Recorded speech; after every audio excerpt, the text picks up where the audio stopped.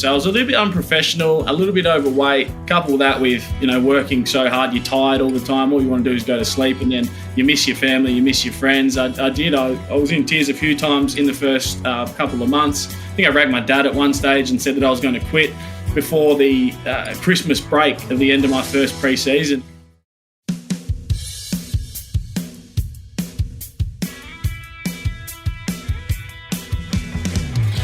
And welcome to Separate Bathrooms. We would like to acknowledge the Gadigal people of the Eora Nation, the traditional custodians of this land, and pay our respects to the elders, both past and present. I'm Ali Dado, and far, far away is my husband. Cameron, Dado. How are you, honey? I'm good. Nice to see your face.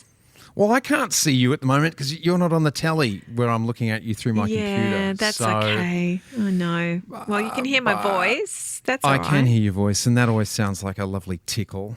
Oh, good. Yeah, it's beautiful hearing your voice. We're in different countries. Yeah, work has taken Cam away, and I've been working here. So, but we've come together to talk to a really beautiful couple.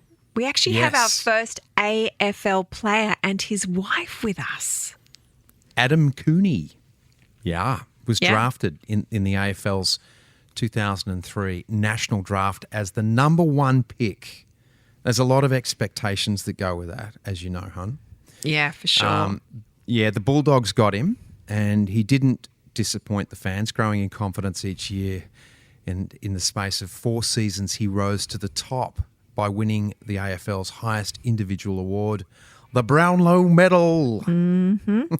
And then he would play at the top level of AFL until 2016. That's a good career, isn't it? Yeah, when he retired after a couple of seasons with someone's favourite team. The Mighty Bombers. Come on, the Mighty Bombers. Come on. He donned the sash. He finished high and mighty. There you go. And in the middle of his career, Adam married his gorgeous partner, Haylea McCann. They have 3 kids, careers, and some great stories to share. Let's get to know the Cooneys, Adam and Haylea.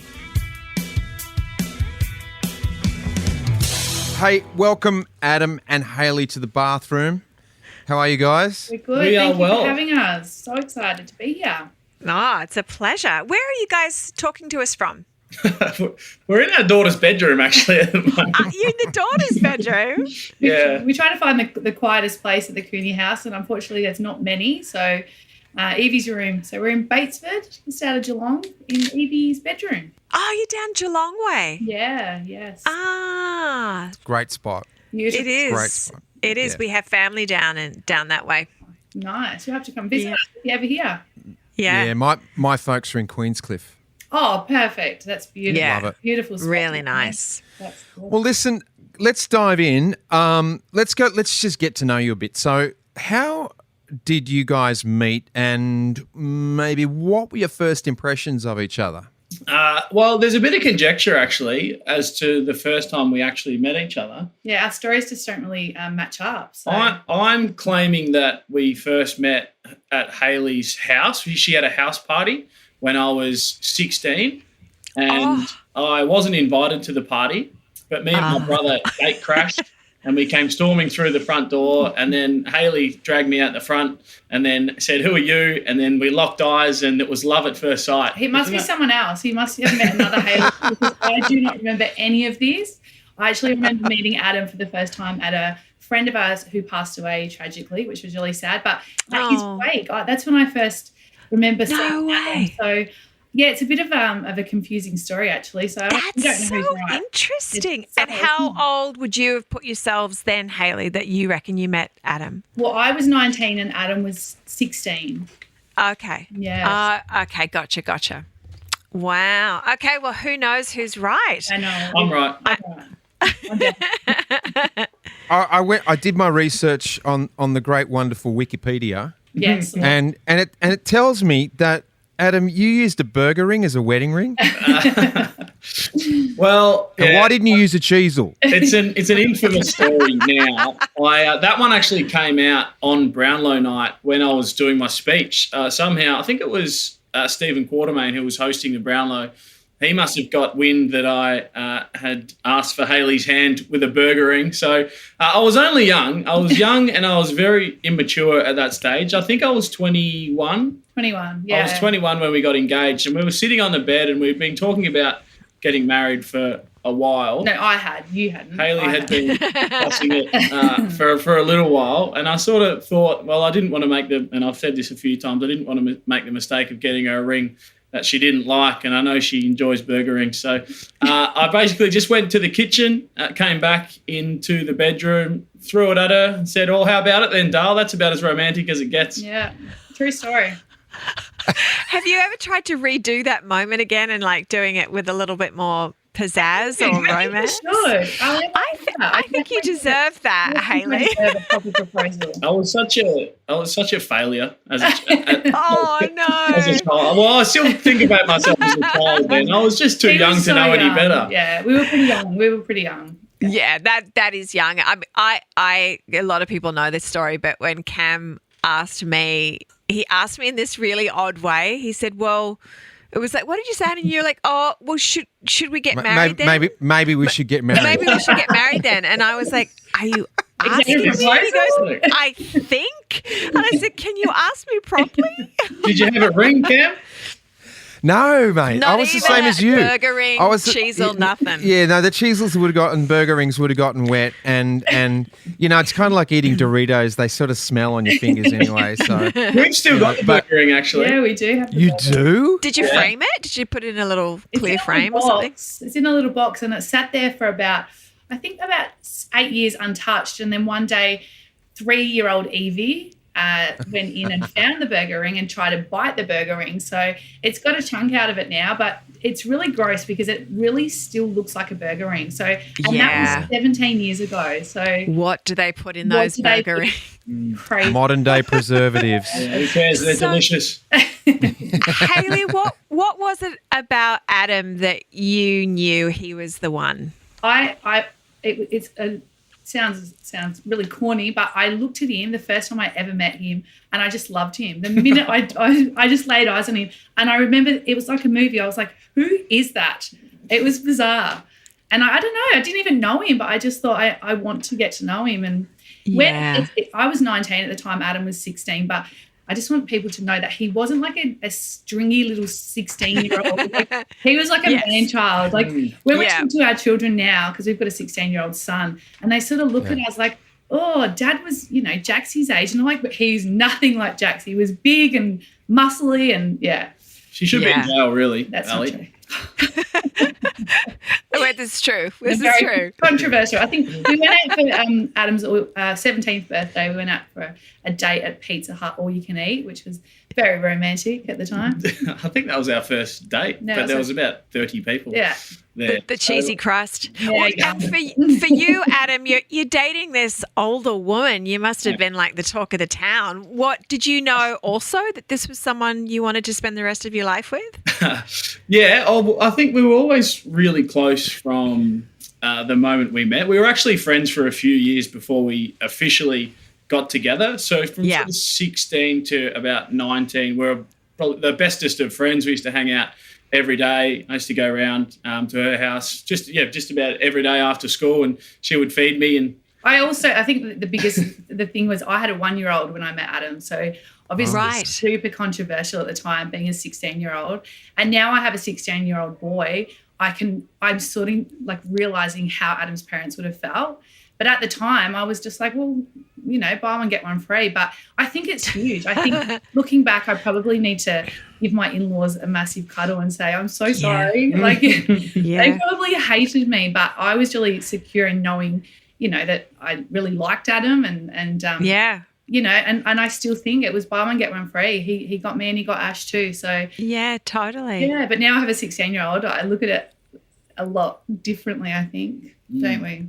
Yeah, it's a bit strange. Now, 16-year-old son who's got a girlfriend at the moment as well who are pretty close. It's eerily sort of similar to me and Hayley. They just are so obsessed with each other that all they want to do is spend every waking moment with each other. And we're trying to tell, go out and hang out with your friends, but me and Hayley did the same We're exactly thing. the same. So. Yeah, isn't that interesting? Crazy. And do they sort of throw it back at you guys and say, yeah, but you did it? Yeah, you did. It's the same with tattoos and piercings and probably drinking. Now our kids are like, but hold on, we've got really great relationships with our kids, pretty open, and we have lots of different conversations. So it probably sometimes does backfire a little bit because they're like, well, hello, what were you guys doing? Or mum, you had a 1-year-old when you had baby when you were 18, so you can't say anything. But no, they're good kids. They're good. Adam, you were 16 and so you would have been deep into football at that point, into AFL footy.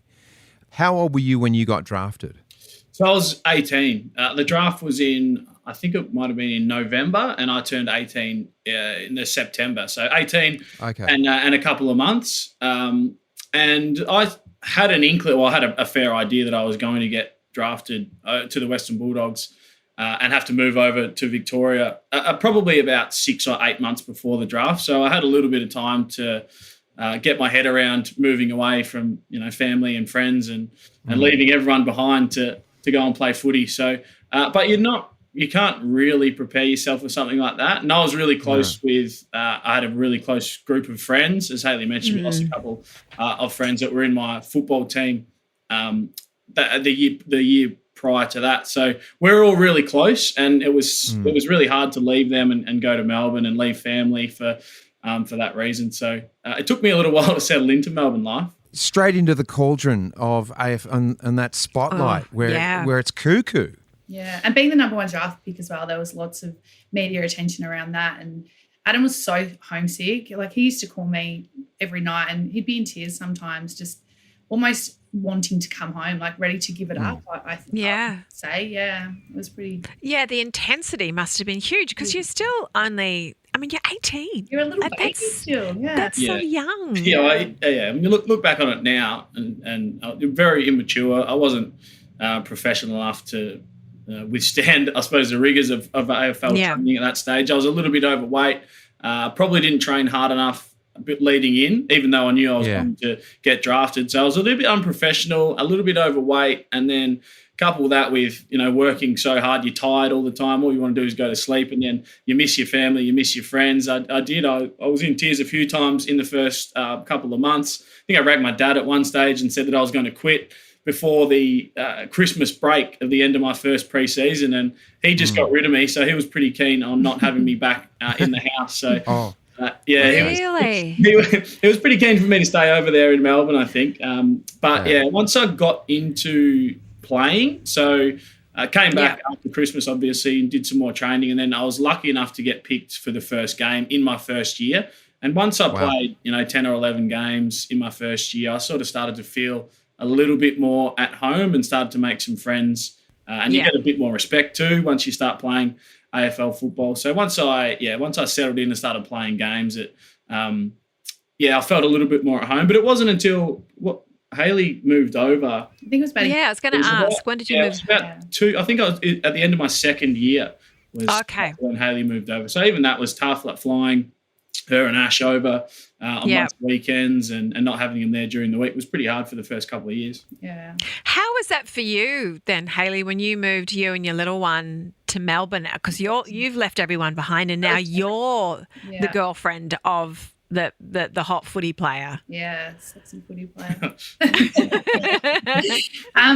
We're a very close-knit family. I've only got my mum and dad and my sister in Australia. We're from England originally. So I really broke my parents' heart by moving, but I did it I sort of had to. I think Adam would have wanted to come home otherwise, and I didn't want that to happen. So I made the decision to take Ash and, move over, and I left obviously all of my friends and but we came to the Western Bulldogs and they were amazing. They really looked after us. Great. They, and we met some friends in the playing group and their wives and it was really good. They were awesome. The welfare that they offered was really good. We had Ash, and there wasn't many other well, there was no one really your age with kids, was there? So that was tough. No, they were only 20 at that stage. Most of them were still going out partying on the weekends. Partying, I didn't understand why I wasn't joining them. Yeah. And that was hard. I remember saying to Adam, I'm not moving and coming here and sitting here on the weekends by myself. It's just not happening. I'm not going to be there for you during the week and give you all this support and then you leave me on the weekends. It's just not happening. I'll leave. I actually think I packed up the car maybe twice. You did? Yeah, I was ready to drive home. Really? Yes. I don't remember that. Because you were out partying. Yeah, that's I probably got home a bit late maybe from the pub on the Saturday night after a game and the car was packed. Yeah. No, I had no babysitters here. I had no one. Yeah, I hear you. That was us in LA. It was just like no one else except me and Cam. So I get it. What it's like, yeah.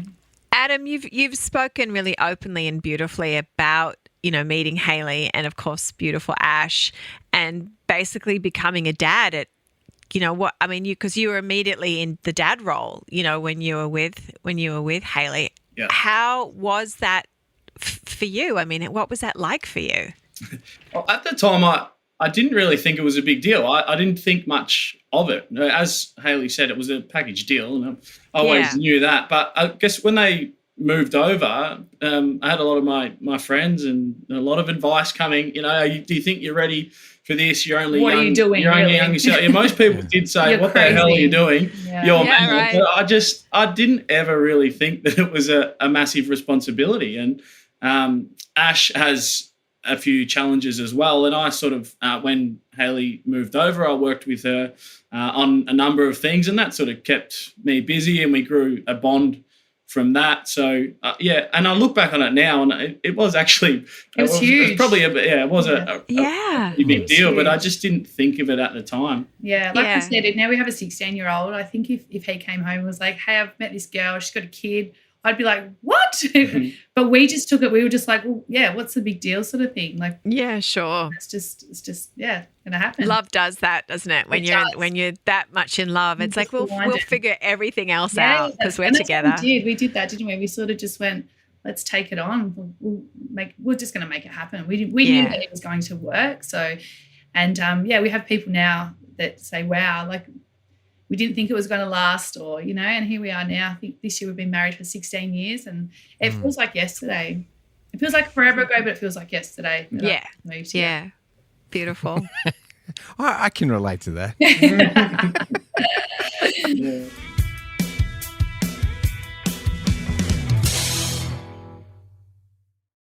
What do you think has been the biggest challenge in your relationship, and how did you overcome it?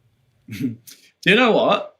We haven't really had too many challenging situations. We've been very to be lucky. honest with you. Like we still spend, and most of my work is on Friday and Saturday, and sometimes Sundays. And Haylea does a bit of work during the week now. But for the last since I finished playing footy, we spend every day together. We get our jobs done. We take the kids to school in the morning together. Then we come home. We do our jobs together. We go to the gym together. We go to the gym together. We go to the pub together. We actually shower together too. Yeah, we shower. We do. We're pretty much inseparable. So in terms of like the usual challenges of so I take care of finances, bills, all those sorts of things, and I do the house. Haylea does the house, and it sort of just works. We obviously bicker, and Hayley's into this stage now where the perimenopausal stage, which I think she must mention it 10 to 15 times a day. I can see that I'm happy. You look wet now. Get used to it, matey. Ali, can I tell you something? Adam thinks it's made up. He thinks that that's not yes, you do. Look at my cheeks. I can feel a hot flush now. It's actually embarrassing. He thinks Hey, Adam, I've got a book you need to read. Can you please? It's called Queen Menopause, and you're talking to the author. Okay.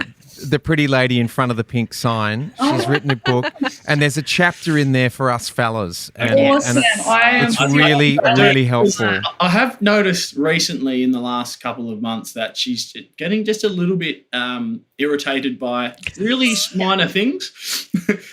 And it's not one of the things. I think it's one of the things, but at the time it's so important to me. Well, here's an example. Just this morning, our son, Jax, our 16-year-old son, who's recently been diagnosed with ADHD, so he can't remember or do anything.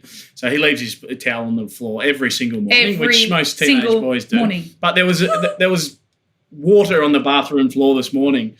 And you would have thought that the house was burning down. I flipped. I flipped. Bathrooms are meant to have water on the floor. No, it's okay, no, but yeah. And I maybe a couple of years ago she would have let that slide. But I think she's in a stage in her life now where, I think she's getting a little bit ratty with some of those things.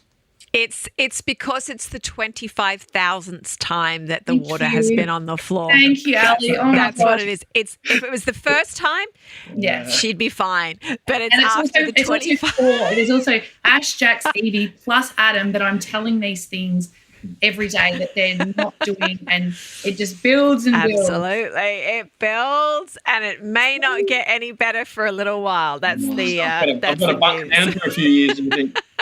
Yeah. You've just got to take long, deep breaths, Adam, I think. Long, deep breaths, and do a lot of flowers, chocolates. Yes. How can I support nights. You? Yes. Date nights. Yeah. I told Adam this morning that he's in charge of the kids' bathroom now for 1 week. Just go in the bathroom and just pick the towels up so I don't have to do it. Just give me 1 week break. Separate bathrooms. Separate That's what bathrooms. it's all about. Yeah, but honey, they bathe together. They shower together. They don't. We don't Ruin that. We don't even have separate towels. We just rug ourselves up in the same one. No, but getting back to the question, we've got things figured now where we don't have a lot to argue. We're in a pretty lucky situation financially, I would say. I mean, we're not the richest people in the world, but we're pretty comfortable, I would say. So that I think that's a huge part of it. I think the financial thing, we're so lucky. Adam was really clever in his football years in making sure that we were going to be set up so we could live comfortably after, which was good. We're not very materialistic people. You'll often see us at Kmart or Cotton On or Aldi. I remember going to Aldi once and a school mum saw me and she was like, "What are you shopping here for?" What do you mean? Aldi, let me tell you something. We love the frozen barramundi from Aldi. We've tried that, have we? Oh, it's good. Amazing. Aldi does it good. Yeah. Is there a memorable moment that you feel might have really strengthened your relationship? I think before we had Jax, we miscarried a couple of times, and I think I'm sorry. Yeah, thank you. No, that was a really hard time. I was here without my mum and my sister, who are huge support. They're my bestest friends. Yeah, so that was a really tough time, and for Adam to ride that emotion with me, because it's hard for men, even though it's their loss too. It's really hard, I think, for some men to understand the feeling of that loss. And Adam at 21? I think I was 20 the first time. He was amazing, and I was a nightmare. I was beside myself, and obviously I didn't have anyone here. And I thought afterwards, if we can get through this, like, bring it on. We can get through anything. And yeah, that's for me. I don't know about you, but that for me was huge. Well, and again, like, it was. We were both young, and it happened a couple of times, and it was just and Haylea had sort of just moved over from Adelaide, so you mentioned she didn't have that support there, and she was just so sad for months and then we were obviously trying, and then each month it didn't happen. Then there's that sadness again, and then another miscarriage. So it was probably a year and a half before we fell pregnant. And I think being a part of a footy club as well, there's a lot of other pregnancies around you at the time. Sure. Makes it so much more painful. Yeah, you see pregnant people wherever you go. So, for Adam to really stand up at such a young age, that was a standout for me. I knew it was a keeper then. Yeah. Adam, was that innate for you, or were you getting some help through the footy club or through parents, or who was helping you? No, I was just focusing on helping Haylea, to be honest with you. And some of the advice that I got after we miscarried the first time was from football club people, some other people that were close to me, was well, don't do that again. Yeah, you dodged a bullet. Yeah, that was sort of confronting at the time. Some of the advice that I got, considering that I actually wanted to have a baby myself. There probably wasn't a lot of trust in a young relationship with two people from a football club side of things, and some other people that were close to us. So, my focus was trying to get Hayley happy, really, and that when it was a confusing time. When obviously you miscarry and trying to support, but not really quite understanding what she was going through, and it was. You did a great job. Well, thanks, Dale. But we got there in the end, and then Jax came along, and then we were done. Beautiful, one girl, one boy, perfect. Shut up shop. And then, of course, Hayley changes her mind a couple of years later. And along came Evie. And we had to go again. Right. She's the boss. Evie is little the super carrot top one, isn't she? She came out with red hair, and she was firing from day one. I think the third one often are actually. Our third was it's same thing. Came out with the loudest voice, screaming. She's never stopped being the loudest and the sassiest. And love it. Love it. She's our family organizer, isn't she? Evie likes to know where everyone is, what time everyone's getting home, who's there and who's where, and she's still the glue at the moment. She's keeping us all together. Yeah, she gives us a hard time. If we want to go out for dinner, she tells us what time we have to be home. We have curfews and all sorts of things. I know that you've that Ash, you've said before and said, obviously publicly, she's got her challenges, some disabilities. How have your other two kids benefited from having Ash in their lives? Do you see them as more empathetic kids? Yeah, especially Jax. Especially Jax. He's amazing. With other kids who have challenges and disabilities. He always has been, hasn't he? I think his prep teacher in the parent-teacher interview, she said to me, you can tell that he's got a sister with a disability and that he's got a younger baby sister. She's like from 6, she said he's always the one if there's an underdog in the class or if there's someone getting bullied or picked on, he's right over there making sure that they, he lifts them. And even now, we had an incident yesterday. A teacher sent me a message. There's a little boy at Jaxie's school that has Down syndrome and they couldn't get him into assembly. So they're like, where's Jax Cooney? Where is he? And so Jaxie goes out and brings him in, and I've got a beautiful photo of them sitting side by side in assembly. So he's really great, and I'm really hoping that he can get into the disability industry, whether it's a special ed teacher or using that beautiful soul that he has to empower people with a disability, because he really is a beautiful boy. So is Evie, but Jaxie's just a bit nicer. Yeah, Jaxie's a bit more. He has that empathy side to him, where Evie's a bit more like me. Yeah. She's a bit cold-hearted. A bit of a cold fish. She's a cold fish until you warm up, whereas Jaxie's like me. He's nice. Oh, beautiful. I love I'm that. just thinking about the way you proposed throwing a burger ring, saying, exactly. well, there you go. That's exactly right, Cam. That's fair enough. So, I mean, having kids is it does take a lot of time, and they need time, but so do you guys as a couple. Yeah. How do you balance your time with the kids for yourselves, and obviously through work commitments? Oh, well, I spend a lot of time. I probably spend 80% of my time with Jax, in terms of, like, I've coached his footy team. He wants to play wow, lucky himself. them. So I spend a lot of time with him, giving him advice, gym stuff, working on his footy, working on the mental side of the diet. game. So he takes up a lot of my time. Thankfully, next year I don't have to coach him. I can pass him on to someone else because I'm just about at that stage where I've given him all I can. Now I've got to hand him over to someone else. So coaching him. Unfortunately, when I was his coach last year, he dislocated his shoulder before round 1 and didn't play a game of footy for the whole season. So I coached his team and he didn't even play, which was a little bit disappointing. A lot of time is spent with him, and then because it's Saturday mornings as well, and Evie plays netball at the same time, so I don't get to watch her play a lot on the Saturday mornings, which is disappointing. But I suppose next year will open up. I can spend a bit more time with her there. But balancing our time together and the kids is good because it is easy because we have so much time during the day. during the Yeah, week. nice. together. Is Jax going to play for the Bombers or the Bulldogs?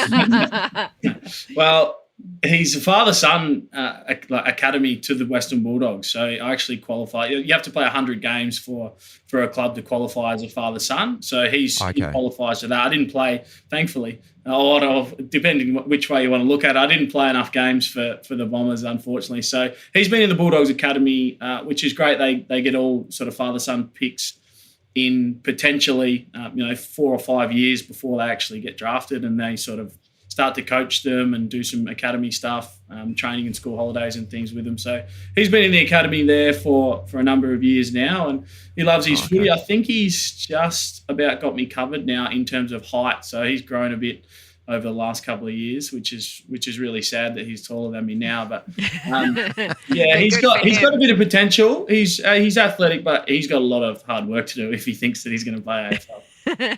Especially these days. It's a bit of a different game to when you were playing, isn't it? Yeah, you just have to be so fit. Yeah, true.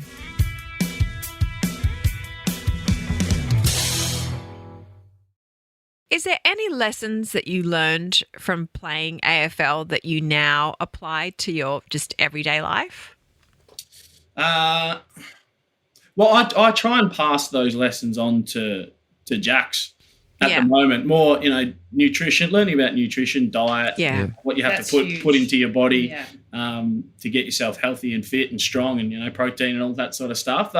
So I've learned so much as a player in terms of what you have to put into your body to become a good player, and also the mental side of the game now is so important that I didn't have anything to do with sports psychs or even like mental coaches or things like that when I played football, and that it sort of started to come in a little bit towards the end of my career, which was in 2016. But it's so popular now. Just about every player has a sports psych that they speak to regularly, and they have techniques on how to train your mind. And I sort of wish that I did a lot more of that when I played. So I try and steer Jax in that direction now. But in terms of like life lessons and things, you've done the opposite. I've done, He's done the opposite. He's what does that mean, Hayley? Well, everything that he got taught about healthy eating and not drinking alcohol and keeping yourself fit and strong and healthy, that's all out of the window now. He's living his best life. But we always said that. We always said that it was going to be, give it everything in Adam's years. And then I promised him, as soon as you're done, you can drink beer on a Friday night. You can eat Hungry Jacks whenever you want. So definitely living his best life now. Yeah, and as many burger rings as you want. Yeah, exactly. Hayley, can I ask you a question? Yes, absolutely. When Adam was playing footy, what was it like for you? Because it feels like it was a different time than what it is now. People are being thrown out for saying racist comments from football stadiums, as they should be. Yeah, absolutely. I mean, crowds, I think back in that day when you were playing, Adam, and certainly in the 70s and 80s, were pretty rough, Yeah. And how was that for you as Adam's partner, hearing, 50-year-old men screaming abuse at your husband and his mates playing footy?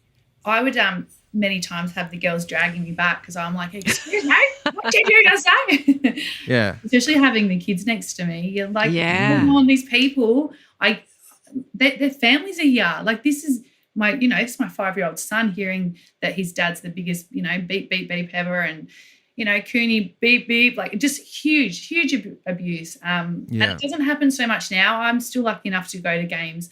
Ash is a huge Western Bulldogs supporter, so we often, Adam and I, will take the kids to the footy, and it's a lot more chilled now. Like you said, you can't, people don't put up with that anymore, which is fantastic. And I'm also super grateful that, Adam, we missed the social media stuff, didn't we? Most of it. Yeah. That I can't even imagine now. I just can't imagine what they have to read about themselves and their families and the lies. Horrible.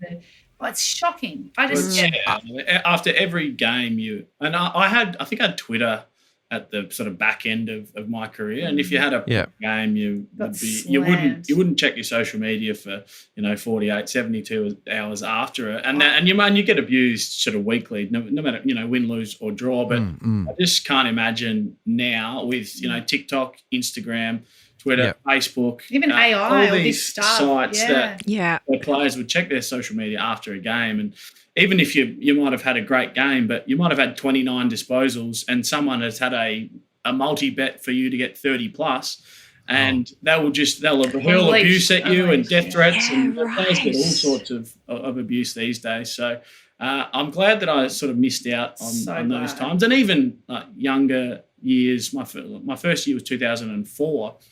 We would sort of go out maybe if we had an 8-day break with some of the players and enjoy a few drinks at a pub. And there's no mobile phones, no one's recording, anything that you're doing. Now the players are just in the spotlight. You can't do anything. 24 hours a day.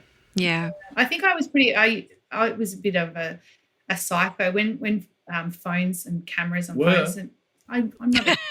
I used to say to Adam, don't have a photo at a nightclub when you're holding a beer and you've got your arm around a girl. Just don't do it. And I think he used to be like, oh, you're so jealous. You're such a psycho. But she was jealous. I was jealous and a psycho. But I used to say it. Besides that, I was I used to think we've got children that go to school, and all it takes is for one girl or, someone's boyfriend to see their boyfriend with Adam and start this, he touched me or he did this. And it's the same, even drinking. I'm like, you're not just, it's not just you have to go pick up Ash from school on Monday. And so it was always about our family.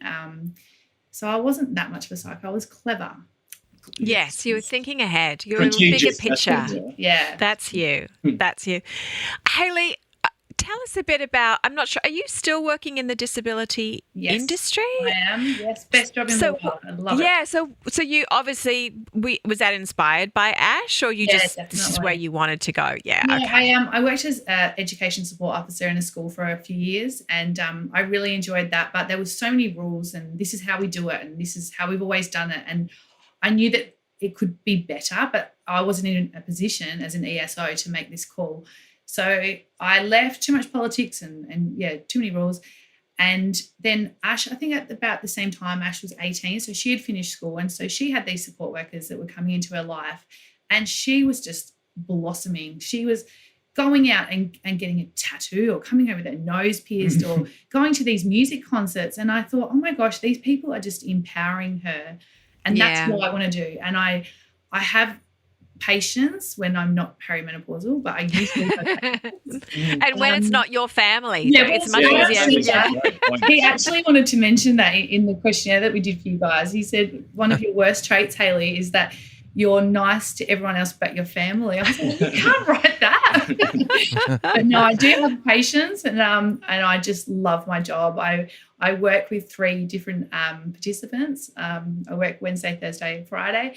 And I'm just empowering people, these people to live their best life. Like, just because you have a disability doesn't mean you can't go and get your nose pierced, or you can't or you can't get a tattoo, or you can do anything. You can do anything, and I will make sure that happens. Whatever they want to do, I'm like, let's do it. That's great. It's fantastic. Good for you. Thank you. Adam, you're still working in sports, aren't you? Yeah, so I worked for Seven. We do a show on Friday night after the footy, and I worked for SEN radio station over here in Melbourne. Right. I actually listen to you. Do you go, in the afternoon with Gazy? You guys, you get on that show every night. Yeah, I'd usually do a Friday slot there and do some summer stuff, and then I'll do a game on commentary for SEN on the weekend.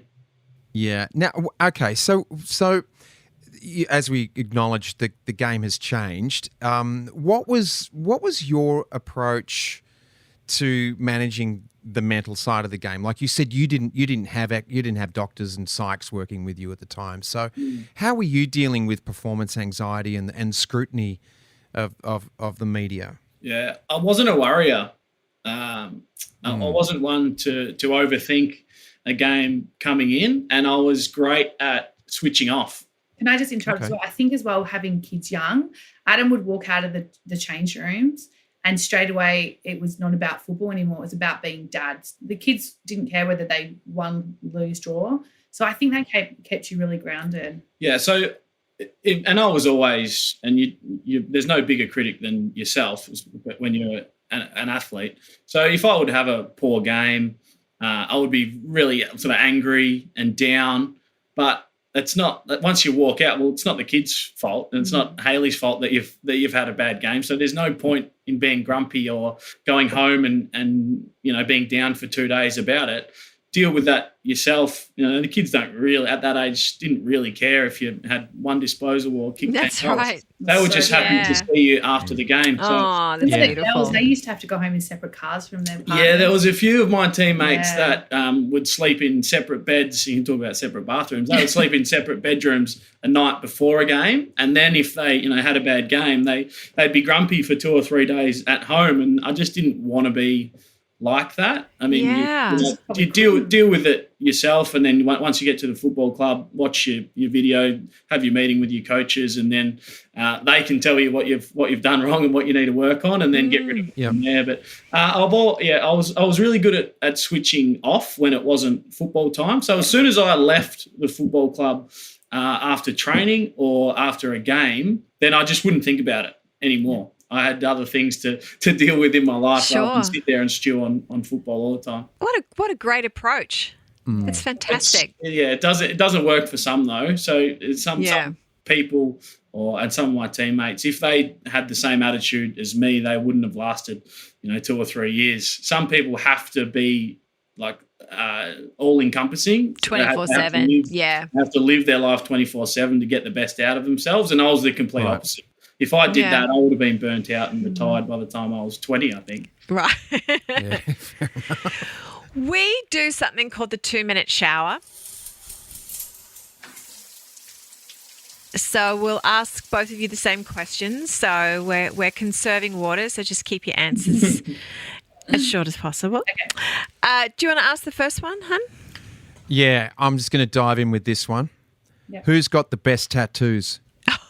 Hayley's got the best tattoos. I have the worst tattoos. I've got some home jobs on my back that my kids have actually done with a tattoo gun and all sorts of things. So Hayley's are much more finer than mine.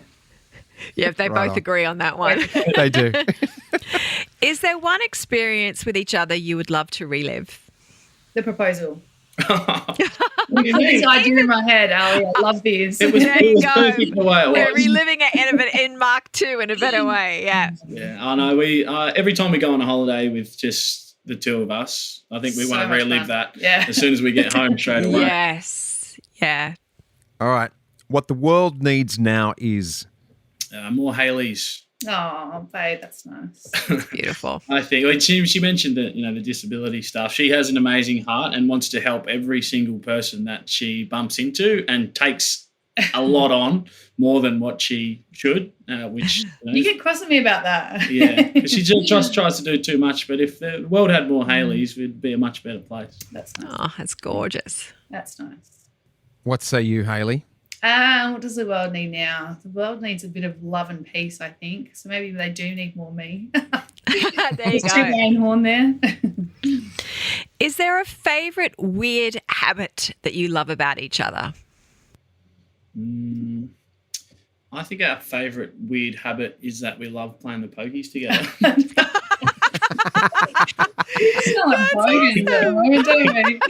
We love going off for a little poke together, don't we? That's so fun. Yeah, that's a good one. That's a brilliant one. I love it.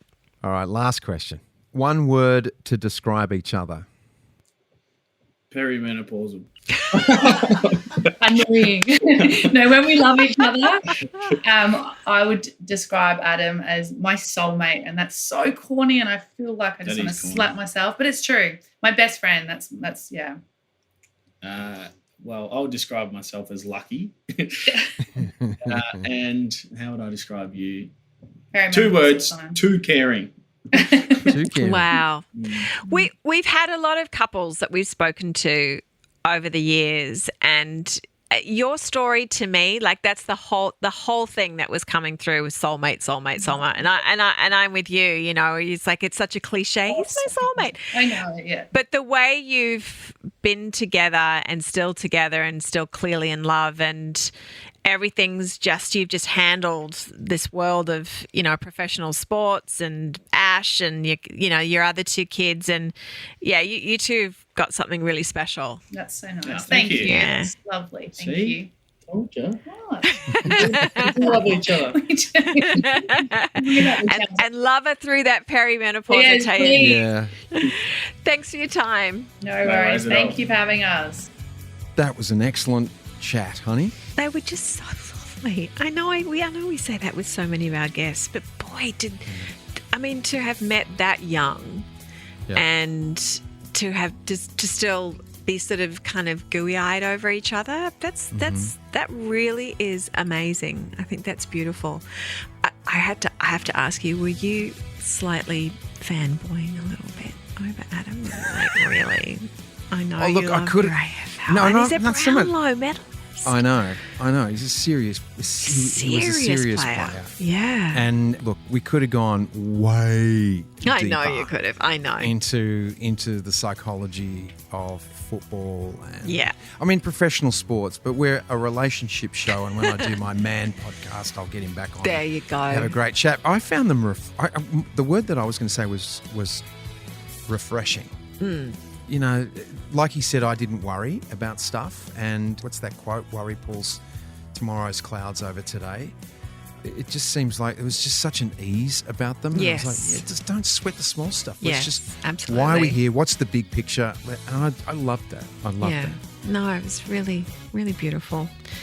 Yeah. Well, we hope you loved it too. Thank you so much for listening, and catch us next time on Separate Bathrooms.